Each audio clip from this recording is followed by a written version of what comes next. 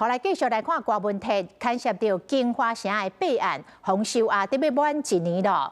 因为重要证人彭真生已经完成互相追问质问这个程序，所以大问题的律师团就以这为理由申请拒保停押。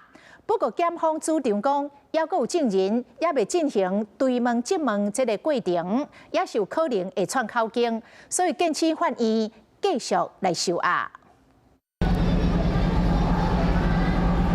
双手铐掉的入去法院，前台北市长郭文摕台北市议员应晓薇再去开冤案庭。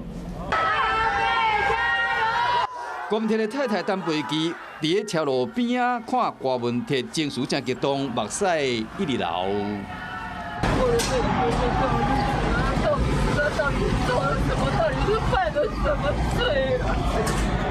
委任的律师团表示讲，郭文摕真挂念因老母甲伊的太太陈培基，认讲重要的证人前台北市副市长彭真生已经问煞，所以讲申请拒保停押。不过检方认为讲，依然有证人爱过问，别个依然有串口径灭情的顾虑，建请法院继续收押。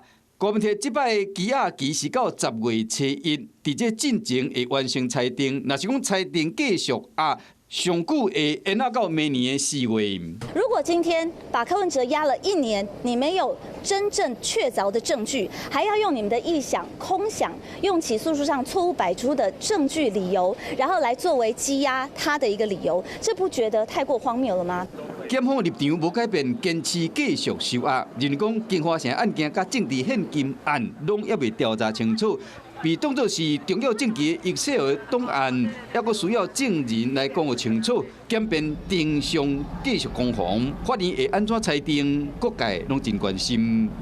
Hello， 我是雷亚，想要抢先掌握最及时的新闻资讯吗？赶快订阅、按赞、开启小铃铛，锁定华视新闻 YouTube 频道。